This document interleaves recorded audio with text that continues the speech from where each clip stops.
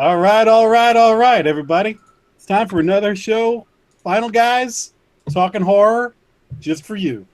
I'm Jack, and these are my Final Guy buddies, Hunter Shea, Hi. Jason Brandt. Hello. All right, fellas. This week, we took a bullet for our fans out there, and we're going to talk. Our main feature tonight is The Mummy. Tom Cruise, wrapped in bandages, something like that. Can't wait to tell you what my daughter called it. So is everybody ready to dive into the show? No. Yeah, I'm drinking already, so let's do this. Excellent. I'm popping Klonopin. Let's go before I fall asleep. All right, let me start with some news here for you guys. First of all, something that happened I discovered this morning. I don't know if you saw, but the remake of Flatliners trailer hit today. Ooh. Didn't see that. Ellen Page of Juno fame is the lead in this, and a bunch of other people, including Nina Dobrev, who's the smoking hot chick from Vampire Diaries. Oh, okay. Brunette, just stunning. I don't know anybody else. Somebody named Diego Luna is in it. Anyway, it comes out on September 29th. I was not I don't even remember half of the original one. There was one of those movies that I saw in the 80s when it came out and never really since. So I just kind of remember the general gist of it. This looks like a horrible remake of that movie, though. But I saw that movie 5 times, at least in the theater when it came out, because What? I was in lust with Julie Roberts at the time. I think she did Pretty Woman, and that was like the next thing. And her hair, that was the best hair in movies of all time in that one movie. The movie wasn't bad. It was kind of good. It had a good cast. I'm going to go back and revisit it because I don't remember. But like Stephen Baldwin, Kiefer Sutherland, Kevin Bacon, and Oliver Platt. Oliver Platt. Which now you think about it, you're like those guys were in everything back then. Three Musketeers and Yeah. It was a solid movie. It wasn't a classic or anything, so I didn't really understand why everyone was so pissed off when the remake was announced. To me, it kind of feels like the type of movie that maybe should be remade. Something that's not The Thing or The Shining or something that you're going to screw up. This, I don't know that it's going to be good, but A lot of people really love Flatliners. Believe it or not, when I go to conventions, I see a lot of Flatliner shirts. It's just weird. I actually agree that it's a good target for a remake because kids now are not going to go back and find that movie and rediscover it. Maybe now they will. However, like almost all of the remakes now, when I saw the trailer, I was like, I think this really is made for people that never saw the original because for us, we're going to see it and be like, this is dumb. Where maybe if I was 15 and I saw it, I'd be like, okay, that was kind of cool. Right. I don't know. All right, so that was Flatliners. Hey, Hunter, you're a big Ghostbusters fan, right? Dude, I will tell you, when I was driving out to Amityville yesterday, on the side of the road, there was a Ghostbusters car on the side of the highway. Abandoned. The Ecto one? Yeah, it was completely abandoned. Nice. I've been to the Amityville house too. So anyway, recently Dan Aykroyd was sort of throwing around reasons why the recent remake failed and was kind of throwing a little shade their way. because it was made. Yeah. So while there's questions about what the future of the franchise is, Ivan Reitman has sort of thrown out recently a couple of scenarios. One where he says a lot of people were upset that they didn't connect the old Ghostbusters with the new. Instead, they sort of rebooted it. So he said a lot of people are crying out for them to connect the two and somehow, even though they don't exist in the same world in the second movie, like somehow retrofitting it so it is. Oh, my God. And then the other idea they had for possible franchising would be to go in different countries and be like, there's Ghostbusters in Japan, there's Ghostbusters in Korea, because there's all different kinds of ghosts and different kinds of kind of like in Cabin in the Woods where they've got the camera in the classroom and there's a Japanese ghost. So wait, they would travel to other countries, or each country would make their own version of Ghostbusters? It sounds like each country would have their own Ghostbusters, and the headquarters of the whole thing would be in New York or something. So this is like fan fiction with budgets. To me, I say so dumb. Put Ghostbusters away for a while, and reboot it when I'm 80. Buy the rights to a Jason Brandt book and make that movie. Yes, please. I could use that. Jeez. God, why does Sony suck all of the dicks? Like, all of them. Oh, a bag of dicks. They couldn't even say it. They must own the rights to that as well as Spider-Man. I mean, God, how could they screw up Ghostbusters any more than they already have? Just put it on the shelf for 10 years and try again. There was also rumors a while back that Chris Pratt and Channing Tatum were going to do a new guys version of Ghostbusters. Here's the secret. If you want to do Ghostbusters, you have to have Bill Murray in it, and it has to be in the same universe as the old ones. So have Bill Murray, Dan Aykroyd, and the surviving ones train new guys. Maybe they come out of retirement and sell them the equipment or help them, whatever. That's how you do it. You do it in the way Star Wars did it, right? Like not quite a remake, but a reboot/remake at the same time. The Slime Awakens. That would be better than any of these ideas they're saying. And have them do a reality show on the Travel Channel. The next piece of news, every week we sort of go through what we watched. And here's something for our lists. I just discovered a new show on Amazon called Law of Perdition. And it's a series. Season 1 is 9 episodes. And literally just found out about this. Here's the description. Law of Perdition Season 1 will follow a detective whose cold cases are returning from the dead as ghosts to help him solve their horrific murders. Oh, so like the Ghost and Mrs. Muir with Dan Tana in Vegas? Whoa. This is Muir. This is Muir. Yeah, so you can see the trailer online and see whether you want to check it out. It's 9 episodes. It's on Amazon Prime. I'm probably going to check out a couple episodes and see if it's worth my time. You're the guinea pig. Yes. You're the canary in the coal mine. Do it. The canary. This canary died of natural causes. All right, and my last piece of news is sad note. Adam West, the original and my Batman, passed away this week at age 88. Tip of the cap to the Cape Crusader.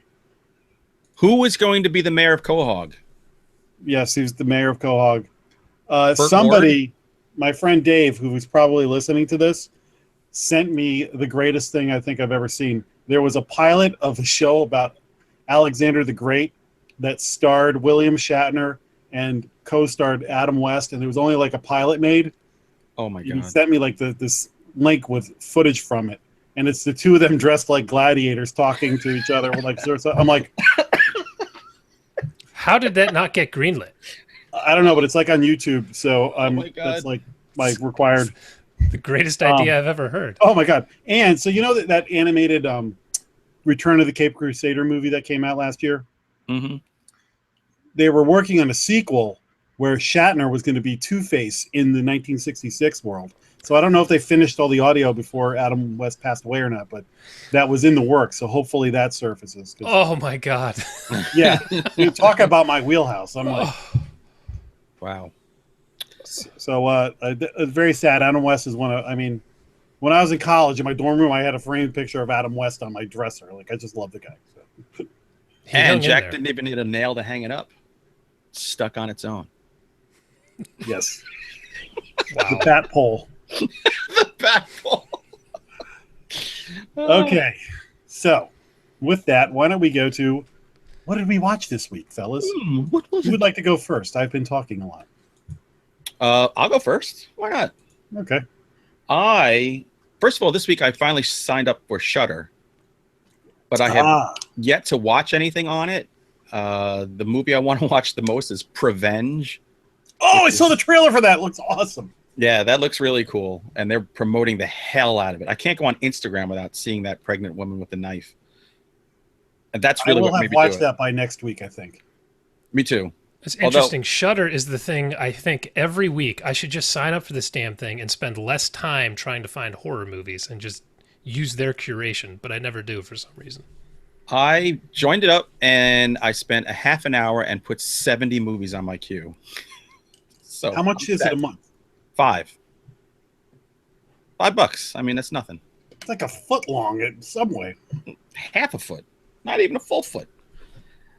So I didn't watch anything on Shudder, but I did go on Amazon Prime, and I started out the week with a couple of documentaries.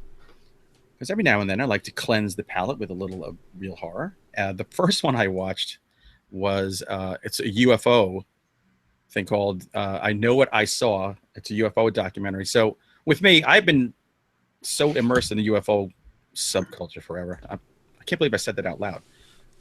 But I thought, oh, let me see. This is new. Maybe there'll be something new. It's like the same. They trot out the same people and the same old theories. I'm like, thank God they didn't do like 15 minutes on Roswell. Like we need to talk about that anymore. But if you're new to UFOs, this is an hour-and-a-half documentary that will catch you right the fuck up. You won't need to go anywhere else to get your full background on UFOs.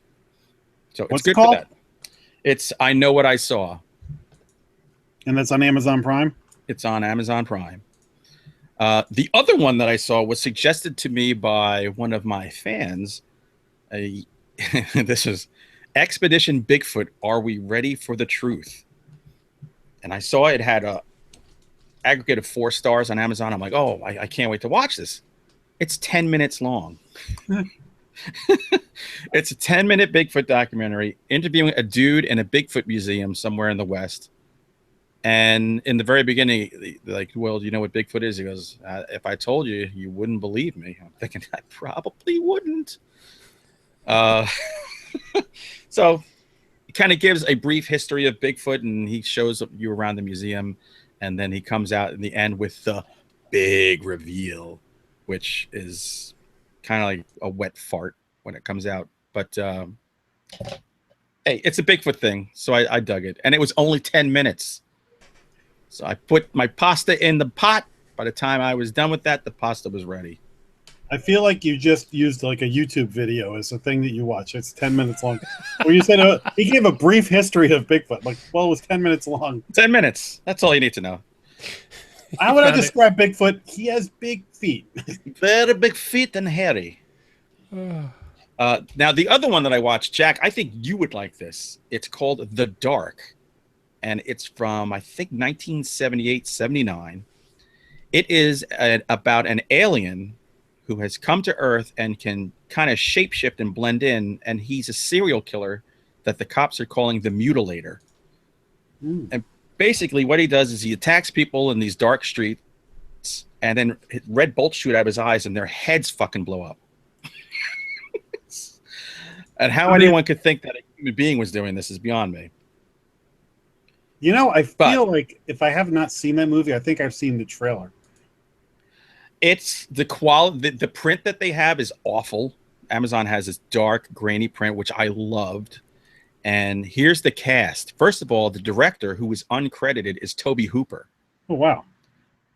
But starring, oh, yeah. It's actually a well put together movie. It just drags since the script isn't the best. It stars Richard Jekyll. You remember him from Grizzly and The Day of the Animals. Kathy Lee Crosby. The original Wonder Woman. Yes. And that's incredible. Yes. She's in it. She's a news reporter. Keenan Wynn is in it. I love Keenan Wynn. Herbie rides again. Herbie! He's the voice of the Winter Warlock in yes. Santa Claus Come to Town.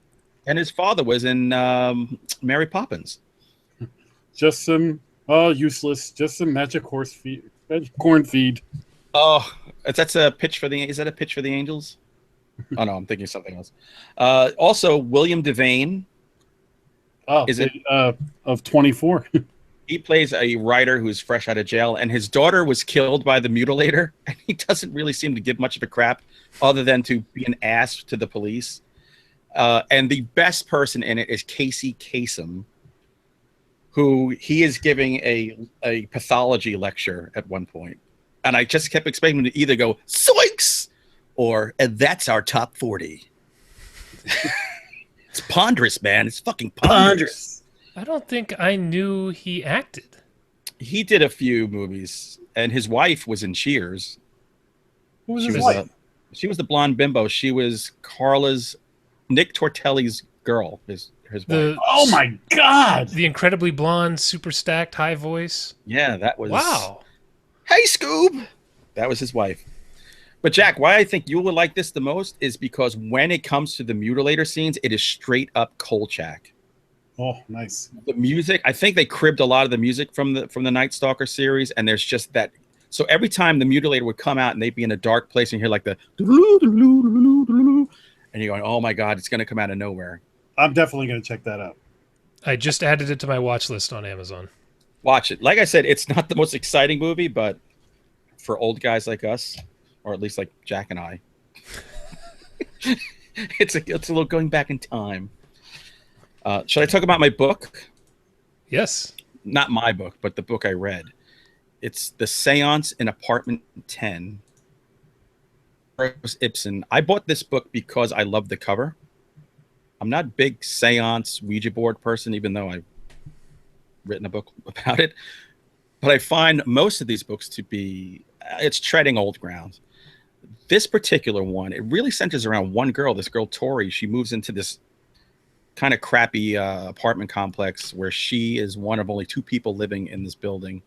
And she finds out that somebody killed herself in the apartment above her. And then her couple of dopey friends come over. They have a seance, and then bad things ensue. I have seen the trailer for that. Now, it sounds very formulaic, but the writing in this is so tight, and there are some scenes in it that actually. All right, so it was a book. I've seen it. It's a book, yeah. I think there's a movie. My name is Jack. I saw a trailer for something just like this. What are you saying, Corky? Are you watching book trailers? Maybe that's what Jack's. I swear to God, I saw something that's like apartment something. It was just like that. It sounds like every Netflix movie ever. That's why. I know. And I'll tell you, the writing by Ambrose Ibsen, his writing is so solid that he will make you believe the unbelievable and make something that is so tired seem new. So it's a quick read, and I thought it's actually one of my favorite books that I've read so far this year in the horror genre. Cool. Wow, that's high praise. Yeah, I'm telling you, this guy's got some chops, man. I was a little envious when I finished reading it. So, I'll add that to my The list. Seance in Apartment 10, and that is what I did this week. Excellent. All right. Other than that thing with the hooker. All right, Mr. Brandt, what's on your watch list? Okay, mine was pretty long this week. She said. First, for the new So Bad It's Good, we decided to check out a Chuck Norris flick. So I went through his incredible list of films, which he's in some gems I didn't even know about. One of which is a 1994 movie called Hellbound, which sounds amazing. I'm just going to read the description for you quick because that's what sold me. Shatter and Jackson, two Chicago police officers, are investigating the brutal murder of a rabbi and are summoned to Israel for questioning. While they're in Israel, they essentially find demons. And it's Chuck Norris versus demons. So Get the fuck out of here. I'm in. The first 20 minutes are incredibly amazing if you like bad movies. It's this old crap with Templars fighting a demon and stabbing him and sealing him in a tomb, and then some Indiana Jones kind of guys come and find it and they get their asses kicked. And then they're in Chicago and the demon is just ass smashing guys in downtown Chicago. And Chuck Norris is killing drug dealers and shit. And then from then on out, it's the most boring piece of crap I've ever seen in my life. Do not watch this movie. The first 20 minutes, it's a trick. I swear it was just to get distribution. They figured whoever's going to buy this to give it out for rentals is going to watch the first 15 minutes, and they're not going to watch the rest. Right. The rest of it is him driving around Israel, and it's this buddy cop thing with the most unfunny dialogue I've ever heard in my life. This is called Hellbound? Hellbound, Chuck Norris. I believe it was the last film Canon Films put out. So I don't know if they went bankrupt and didn't want to finish it, or if this movie bankrupted them, but don't watch Did you find this on YouTube? No, I have the Canon Films box set with with all of the classics. Yeah, is that a movie prize at an office party? Hey, it has Over the Top and Bloodsport, okay? Oh, I'm sorry. That's I'm sorry. right. This is the guy who spent $20 on House 2? No, I didn't buy the house thing. I spent $20 on the Chupacabra territory. You almost spent $200 on the house box set, right? Almost. DVDs. Okay, I also watched the new-ish movie Life, starring Jake Gyllenhaal Dreamy. and Ryan Reynolds in it. Ryan Reynolds and Rebecca Dreamier. Ferguson. She's a girl. She's excellent, though. Did you Who's see Rebecca Ferguson? Mission Impossible: Rogue Nation? Yeah. She was the female lead in that. She's kind of the badass assassin who saves him underwater. She's really good. She's good in this too. The movie is pretty good. I liked it. It's a monster movie more than it's a sci-fi space movie. It is. It's a horror movie. It's a horror movie. There's no doubt. There's a lot of The Thing in it. They're trapped up in space in the space station. They can't get out. So there's a lot of that kind of tension that there's really nowhere to go. The biggest thing it suffers from is a little bit of what Prometheus suffered from, where you have really intelligent people doing stupid shit. Well, that's the biggest thing it suffers from. But overall, I liked it. There were some things that, but it was a decent enough movie. It wasn't a waste of time. I wanted to see it, but when it was out, but I just didn't get a chance. It's on demand now. The big buzz around that movie when it came out was it was suspected that it might be an actual prequel to the Spider-Man Venom costume story. You know how it's an alien form. So there was like stories that were coming out with like screenshots from it and something like, is Sony sneaking a Venom prequel? Sort of like what Split did, where they snuck a movie in under a different name, but I guess it turns out that wasn't the case. Who owns Cloverfield? What studio? Not Sony. Because this would have been a clever backdoor for that. Well, they have another Cloverfield coming out this year, so. Oh, they do? Yeah. Good. In October. I'm enjoying what they're doing with that. All right, I'll get through my next two real quick so Jack can do his. I also watched a movie you guys recommended a while ago. I finally got to it. The Eyes of My Mother. You can never unsee that. Jesus the Christ. That is... I don't know who Nicholas Pesky, however you say your last name, but you are screwed up, man. And I want somebody to give him money to do a bigger movie. It was interesting. It didn't really have a traditional narrative. There wasn't really anything driving the story, which normally would bug me, but the movie's only 77 minutes long, so it wasn't bad. I liked it. He has a really interesting style, and that movie will get you. It's not gory, so if you're concerned with that, it's not gory, but it will get you. It's worse than gory. Dark. Yeah. It's disturbing. It's freaking disturbing. You need to watch it once, and then you never need to go back. I waited for a night when my wife was not home to watch that, and I'm glad I did. She would probably not have been happy. I watched that during the day with the kids. That is when we were doing we were in our stretch for the top movies of the year. That was like one that I just got in under the wire, and I'm like, oh crap, I have to put this on the list. It's like so. Yeah, I'm so pissed I didn't. It would have been high on my list because I like any movie that just disturbs you. It's hard to do that to me. Well, that one does it. And that is The Eyes of My Mother, and that was free on Netflix. Yes. And then finally, The Coupe de Gracie. I found this film on Amazon Prime. Drinking some whiskeys, want to watch something funny, so my wife and I are looking for bad films, and we come across this gem called Swamp Ape. Came out. Oh, that's on my queue. Oh, dude. This movie is glorious. Absolutely stunning. They didn't film it with even the same microphone, so from one cut to the next in dialogue, there would be different noises depending on who's talking.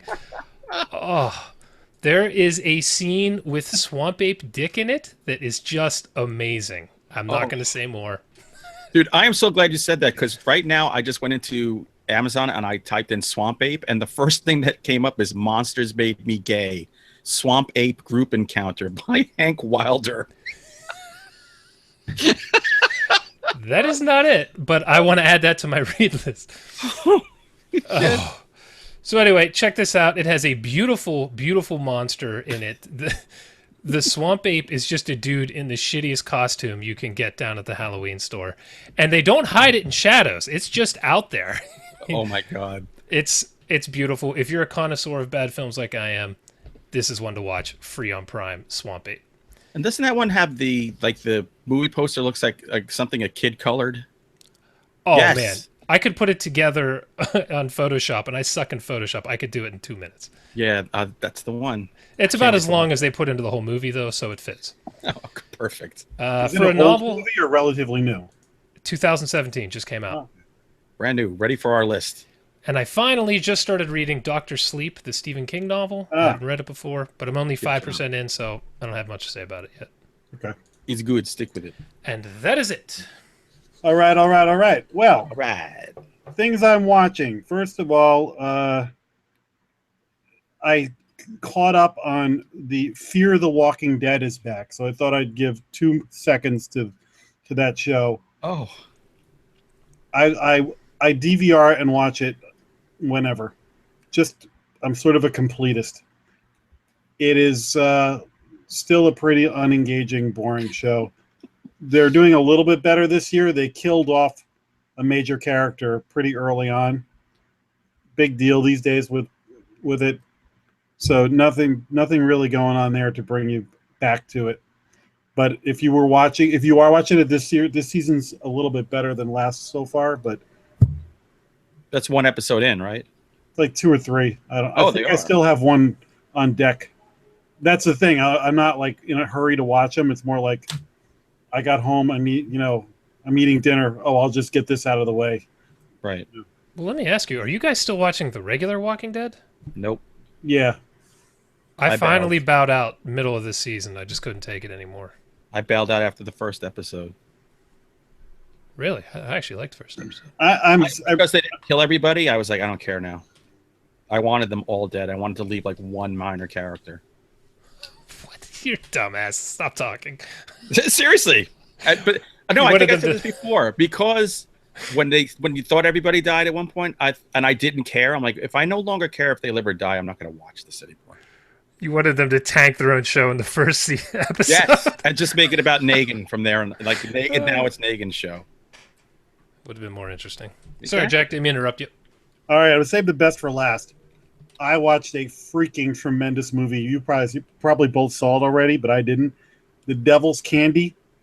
I love that director. He did. Oh my God, this may be my favorite movie of the year. I loved this movie. I had a really good time with it. Heavy metal themed movie. So the 2 main characters in the trailer is this one big whacked out bald dude who you've seen in other movies. I remember him. X-Files. Yeah, and he was on like The Mentalist, and he's on a bunch of stuff. Constantine. He's got a lazy eye.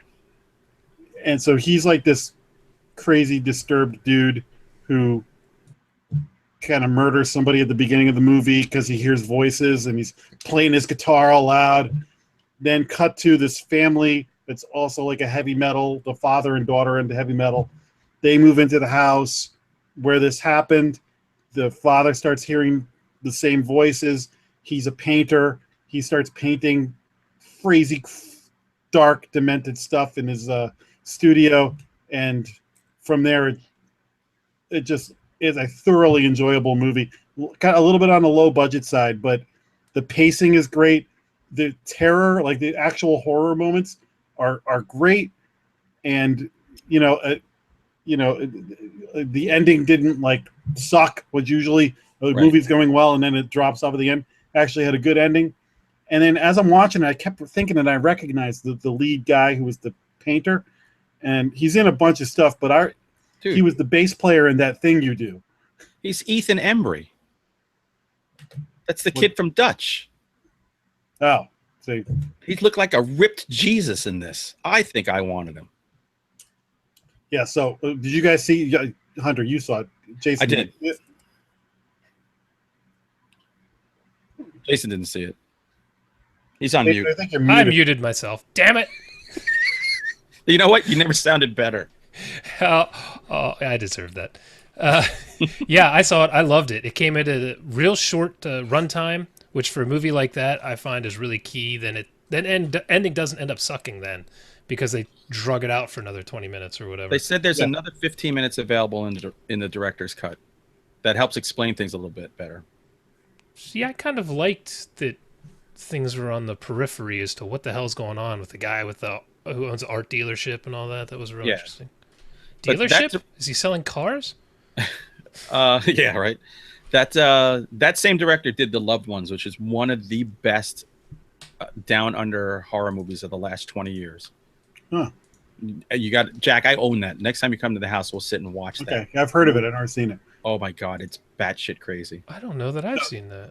The Devil's Candy and The Void were the two movies that I heard a lot about and had been holding off to see. So I finally got both of them out of the way. And that's the Devil's Candy. My God, I'm like, if you're out there and you're like, what movie should I watch tonight? That's the one to start with, it without a doubt. I agree. Mm-hmm. All right, that's all I got. So with that, it's time to talk about our main feature. Oh my god.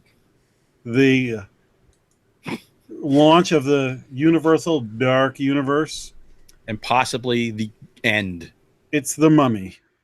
With This Tom could Cruise. be like an old-time Apollo mission where the ship blew up on the launch pad. We can only hope. So I'll let you go around and just give a quick impression of what we liked or disliked. And Hunter, I'm getting the sense that you love this movie, so why don't you go first? Let me tell you. I went in thinking this was going to be a dumpster fire. I didn't realize that it would be the biggest piece of shit I have seen for anything that's over a budget of $1,000 in my life. It is so dumb. Tom Cruise, he's so Botoxed up, he can't make an expression in this movie. Either that or he was half asleep. He was in some kind of Dianetics-infused coma through the entire thing. So I guess we're just taking we're going to try and stay positive in this show and just throwing it right out the goddamn window. There's right nothing I can say positive about this. This is everything that's wrong with movie making today. One positive thing I could say is the movie theater had these new caramel M&Ms that are delicious. Thank God it was a small bag because I would never stop eating them. My theater had Checker Cab lager, which was so cold it was perfect. But as a person who my retirement job is to be an archaeologist. I've been studying for years. The archaeology was so ridiculously stupid. If you're going to spend $150 million on a movie, set $10,000 aside to get an archaeologist, a real person with a degree, just to sit there and maybe tell you what to do and what not to do. The story was dumb. I kind of like the idea of a female mummy, but she looked just like that female mummy from the mummy movies from the 90s and the early 2000s. In fact, the sandstorm was the same and the face coming out of it. It was just shit from start to end. It was okay. I'm going to stop you right there because I think we get the sense that you didn't like it. So we're not at all. And you know what? I was going to take notes on this thing. I was going to say, here's all the things I said, you know what? It's not even worth me taking notes. It's not worth me pointing stuff out. Just in general, it's crappy. I'm done. Okay. Jason? I kind of liked it, I'm not going to lie. You fucking... Jesus Christ. I didn't think it was great. I'm not even sure entirely how good it is, but I went in thinking this is going to be the biggest piece I'd ever seen in my life. And I didn't think it was that bad. I thought it was watchable. I thought it was watchable the whole time. It was just even, straight across. It didn't have giant dips in quality one way or the other. I thought the female mummy was amazing and didn't have much to do. But that actress is awesome. I love her. She had this badass stance and badass walk, particularly at the beginning, before she became the mummy, that I loved. Yeah, she walked like an Egyptian. Nice, that was well done. I thought Tom Cruise wasn't as bad as everyone said he was. I felt maybe he was miscast, but I didn't think it was terrible. My biggest thing with it was that it tried to be too many things, and it never fully succeeded at any of them. As a Tom Cruise action vehicle, the action wasn't as good as, say, the Mission Impossible movies. As a horror movie, there weren't a lot of scares. There wasn't a single element of a scare. I thought some of the stuff with the mummies was pretty cool. I was surprised when he punched through the head of one. I thought that was interesting. They did some things, but as a whole, I'm not in love with it, but it was better than I expected. What'd you think of Russell Crowe as Dr. Jekyll? Jack, what did you think of the Thank you. And screw you, Hunter. What? I want to hear what the positives anybody could possibly take out of this is. Let me talk for 2 seconds because I have something important to say to Jason Brent right now. Go. Jason, you suck at horror. Give us back your horror card for a week. Well, you sound like everybody. You sound like all his readers. I didn't say. Oh man, we're just in full asshole mode this week. You guys should have heard us. Should have heard it before we started recording. It was getting horrible. I would say I was disappointed by this movie, but since my expectations were so low, that it was pretty much exactly what I expected. This first time I saw the trailer, I thought it looked like crap. The first time I saw the sandstorm with the face, I'm like, that's not original at all. Where's Tom Brendan Cruise Fraser? being cast in it was a strike against it. And sure enough, his character was horrible. And when we get into spoilers, we can talk about the mess that they've done with him. But the character himself was so uninteresting, and the character arc was terrible. I will say I like the woman who played the mummy, who's also from Kingsman. She's great, and she was wasted. She's the best thing in the movie. And I don't know what that was rated, but they tried to show off her body as much as they could. Yeah. That movie couldn't. I know that they're trying to create this Marvel universe using Universal monsters, so they're trying to make superhero-y kind of figures out of this. And the fact that they were trying to cram in the mythology of the Dark Universe, make an action movie, and and then they tried to make it a comedy too. Way too much stuff going on, and they did, instead of just making a good movie that they could then build upon, they just tried to cram everything into one movie, almost like Batman v Superman, where you're like, how many different classic comic books can you try and shove into this one movie?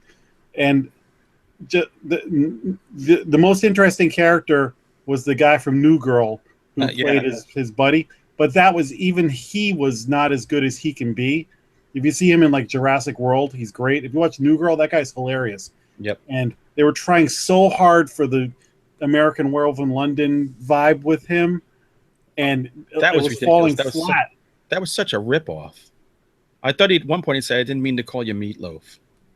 Yeah. So for me, I just was like, I didn't expect a good movie. I was like, if this, like, they tried to start this with Dracula Untold. That was so bad that they were like, okay, no, never mind, that didn't happen. Now it's The Mummy, and I'm like, if this is what the Dark Universe is, save your time and close it down now, because let it remain dark. That was crap. And for me, I hate these. Oh my God, there's 4 million spiders, or there's 700 zombie mummy things coming at us, and like all that CG over the top stuff. I'd rather, there's one zombie in a catacomb and we're trying to ditch him like the old days. I don't know, this over the top CG stuff. I tune out as soon, like when they were underwater swimming and there's mummies or whatever the hell they were.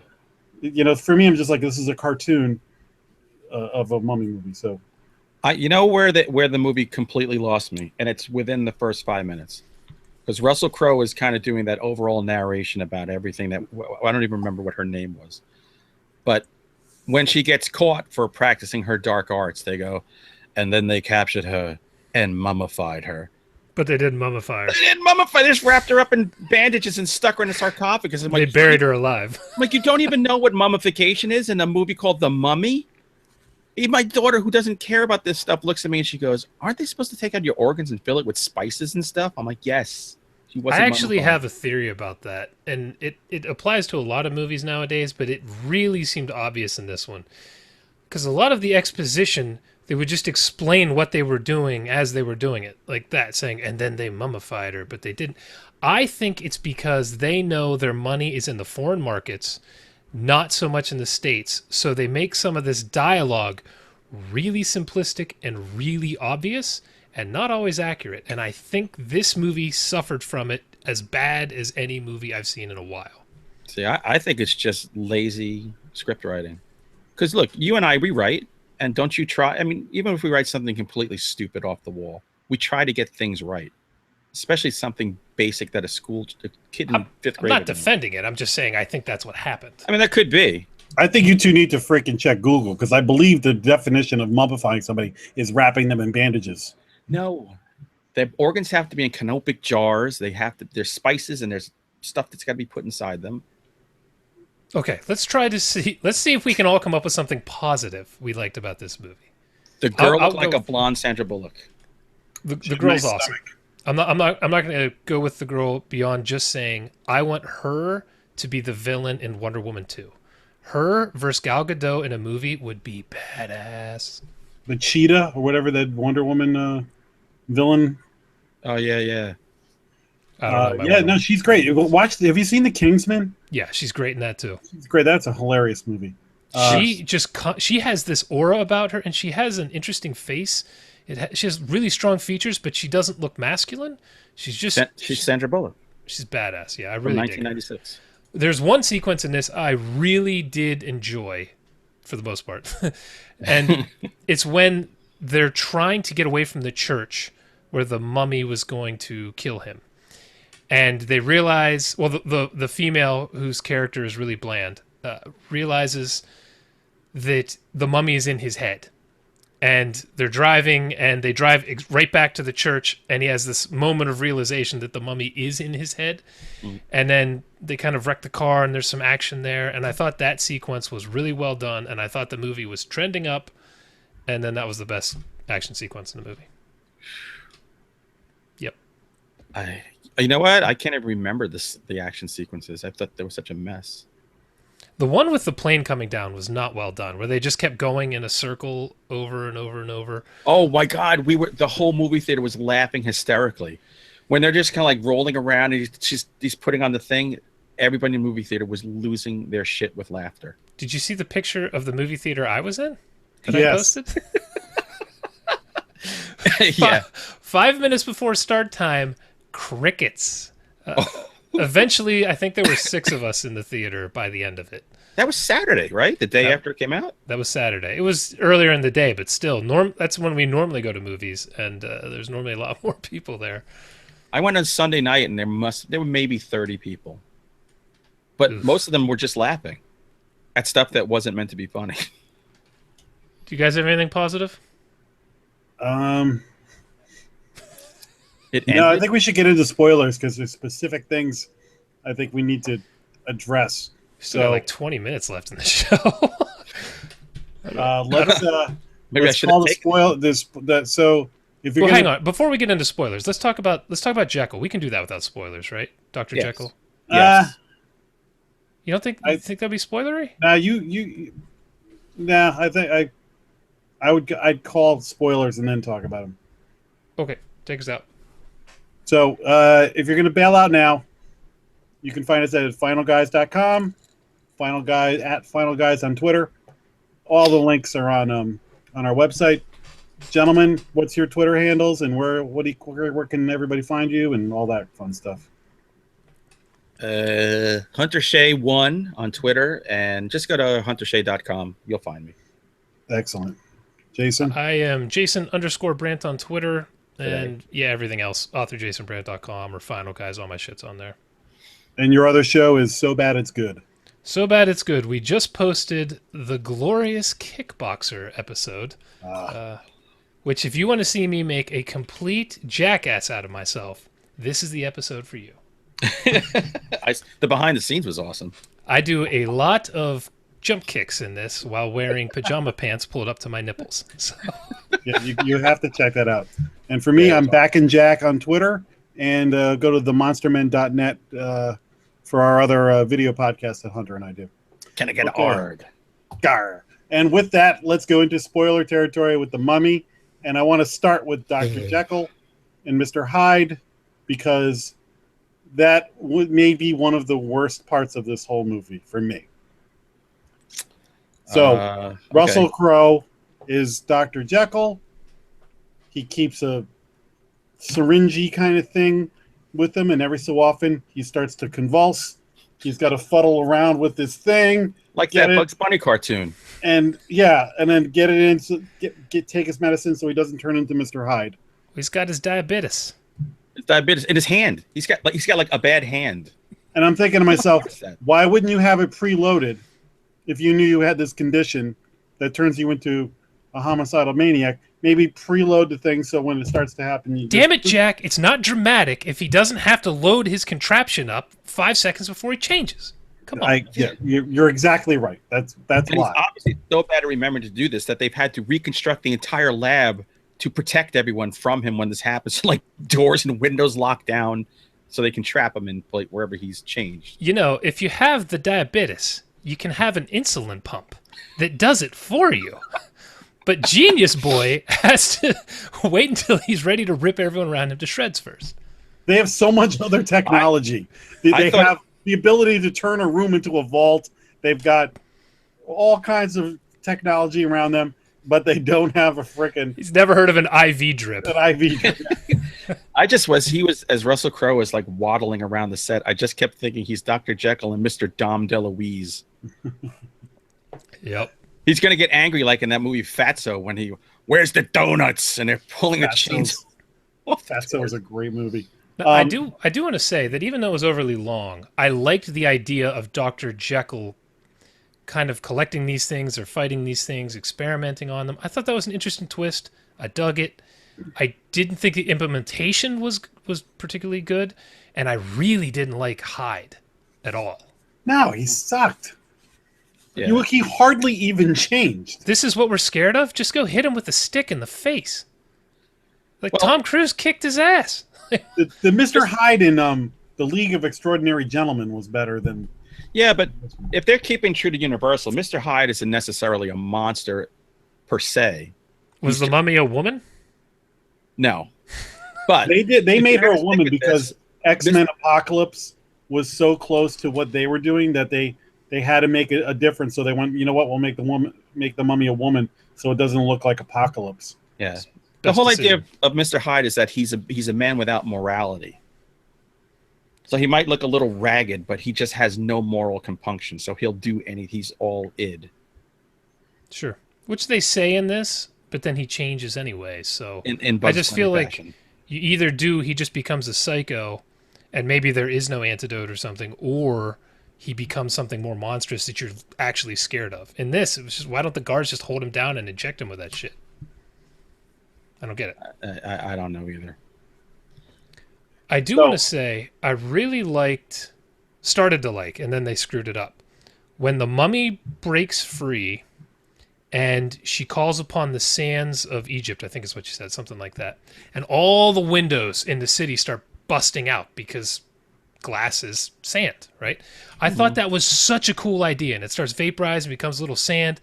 And I was sitting there, I got to get her in, sitting there with my wife, the tall one. And we're like, yes, this chick is just going to start crushing London. This is what we've been waiting for. This is going to be interesting. And then they cut to Tom Cruise swimming underwater with mummies chasing after him. What is happening? Why did you bring it up to the point that this could get really interesting and then they just completely stopped? I'd also like to know, in the Avengers shared universe, when the Avengers have a big fight in New York City, in the next movie, they keep referencing all that stuff that happened in New York. I'm wondering if in this universe, they're going to be like, people in London are like, what the hell was that thing when that sandstorm with a face came flying through and every window in the city blew up? Or are they just going to be like, not even referencing the London event? Well, I think in the Wolfman movie, Lawrence Talbot will be walking by a movie marquee and going, hey, remember that shitty mummy movie? And that's how they reference it. You know what?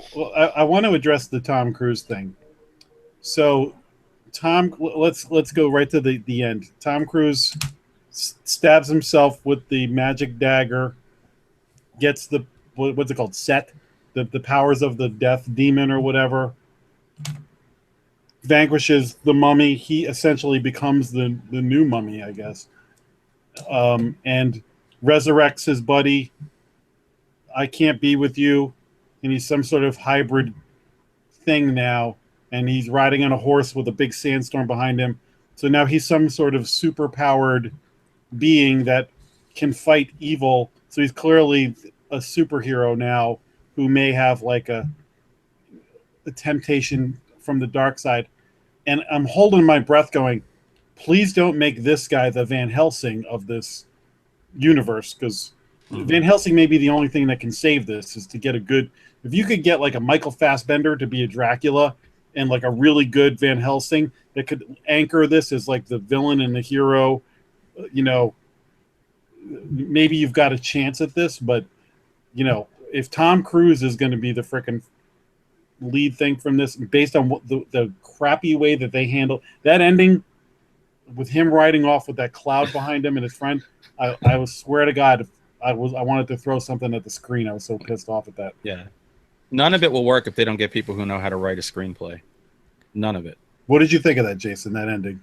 The ending really bothered me, and it plays into exactly what I was saying, that this movie was written for the foreign market, because at the end we see his friend who has been dead the whole movie. Yeah. And he says, I really appreciate you bringing me back to life and all. So, and I'm in the theater, I'm just like, God damn it! What? I know you're back to life. I can see it. You don't need to say it. So that really bugged me. And then the running away in the sand.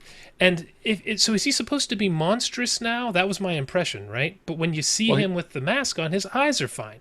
You guys couldn't put a little makeup around his eyes? I think maybe. Well, look, if he can bring the dead back to life, then he could probably make himself look normal. But that's the problem. They don't lay out any rules. No, like, there you are have no no rules. idea what anyone's powers, abilities, or rules are. From the point where he's swimming underwater on, I'm not happy with that. It felt like the movie needed more money, or they needed to pull the ideas back. One or the other. It needed more money or less money to be less grandiose. Not this middle ground they kind of rode where, I mean, Tom Cruise probably got a third of the budget or whatever. I'm sure. So like I said, I wanted to see her crushing London at the end. I didn't want to see him fist fighting her down in a tomb. I liked it better when they were engaging her in combat and she was just like wiping the floor with them, versus when she would just randomly kill guys and turn them into zombie minions, kind of like a Suicide Squad. See, to me, I would have wanted to see one direction or the other more. Either her crushing a ton of dudes or her turning an entire army of Londoners into these zombie things. One or the other. The middle ground just didn't work, and it felt like the whole movie was just the middle ground. Right. I think with the zombie things, if you like in Age of Ultron, well, I like Age of Ultron, but it's one of the weaker of the Marvel movies, because just like in the first Avengers, they're fighting this big faceless army, and you're like, okay, it's the first one. And then when they do it again in Ultron, where it's just like, I killed another robot. With this, when you have all those faceless minions coming, I'm like, if you just had like 5 of them and they were really hard to beat, that would be more effective to me than like, oh, there's 1 million of them, and you know, like you know, it's just the overkill with all that. I actually said out loud, I said, I miss Brendan Fraser, and I never thought I would say that in my life. Because I'm not. Look, here's the thing. I love the original Mummy. I love Boris Karloff, and I love the Brendan Fraser reimagining in the 90s. I didn't like the second and third one, but I really like that. So it's not like I'm going, well, if it's not the original, I don't like it. This was just, to me, it was everything wrong and everything, all the reasons why you shouldn't touch things. Just, if you don't know how to play with something nice, don't touch it. Just look at it and walk away. I agree to it in a slightly different sense that I don't know that I miss Brendan Fraser, but God, I did. I missed a little bit of the storyline from that movie where the mummy was resurrected by these people, so it had to take all of their life essence. Where in this, it was just coming after Tom Cruise, who you already know couldn't die from the earlier part. Right. So there wasn't the tension in the narrative that there should have been. Whereas if it was coming after the blonde woman and he wasn't necessarily an immortal or whatever in the hell he was, and maybe it was coming after a couple other of the main characters, maybe the guy who died at the beginning, who was the zombie guy, maybe it's coming after him and they're all on the run and it's chasing them through London. That would have been a more interesting plot device, I think. I just thought of one positive thing I could say. When that guy first turns on the airplane and he stabs the like colonel guy or whatever. You know, in the right before the plane crashes, the friend resurrects, grabs a knife and stabs him. That one murder was like, oh, cool, brutal stabbing. I like that. That was a black coat's daughter murder. Yeah, and then from there, just like, you know, it went to hell. I got to tell you, my pinus was limp the entire time. I was waiting. If you weren't going to do it, I was going to do it. I looked at the time. I'm like, all right, I got to get this out now. You know, we're going to be at episode 150 making pinus jokes, and people have no clue what in the hell we're talking about. I've had several people write to me thanking me for bringing the word pinus to the world. That was like, Jack. It's not me, it's Jack. That was Jack. He brought it, and I defined it. Let me just say one thing we kind of talked about before we went on the air, and it sort of relates to my feeling of this movie, is people are so blowing the Wonder Woman thing out of proportion of how good a movie it is, that I feel like played a part in how much maybe, I don't want to say I didn't like it, because I did like it, but I was a little disappointed. I'll put it that way. And in this one, people are hating this movie so much that I went into it expecting the worst thing I'd ever. I was expecting Swamp Ape, and I got a movie that just didn't excel. So I guess you're losing your mind over this, and you know yeah. I might quit the show if I have to watch more of these. Yeah, I'm out. One more fucking Universal movie, I'm out. Well, you might not have to. We'll see. Yeah, that's all right. You said what's the good thing to come out of this? The box office is so bad and all the talk is so bad that maybe this scraps the whole idea. I saw also the studio's blaming Rotten Tomatoes. It's Rotten Tomatoes' fault that they aggregated the reviews and made people not watch it and chase them away. I'm like, no, you made a shitty movie. The reviews, you don't get the initial bad reviews. Guardians of the Galaxy comes out and is like, and Wonder Woman too, like both of them come out and the early thing is like 100% on Rotten Tomatoes. If you at least got 50%, you know. Yeah. No, they got 17%. Well, somebody should tell the Transformers series that, because those are the biggest pieces of shit movies ever made. The Rotten Tomatoes scores are awful, and they crush at the box office.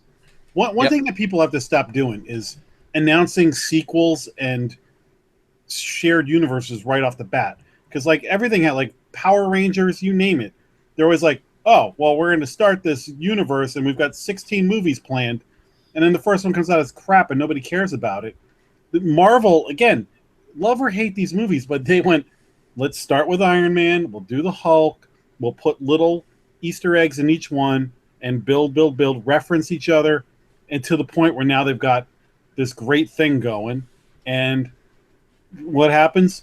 DC turns around and is like, we got to catch up. And so their first movie is all exposition and 1,000 things going on because they're not taking their time. Make a good movie, then make a sequel like that builds upon it. Yeah, just make a good movie. It's very hard. I know. I agree 100%. I've written a dozen novels that have sold dozens of copies now, so I'm an expert at this. You're a dozenaire. So, listen up, Universal. I completely agree. Make a good movie, and if it does well, and you can put seeds in it that you can use for sequels, and then if it does well, then it becomes the series. I've done that with a couple of mine. I'll release one book. If it does well, then I put the series title on it afterwards, and it becomes something else. Right. You can do that. You don't have to. You can plan this whole big thing, but you don't have to put so much shit in your movie and try and do so many different things that it becomes a muddled mess. Yeah, but see, that's the thing. You're the hubris and the ego involved in the people who make these movies.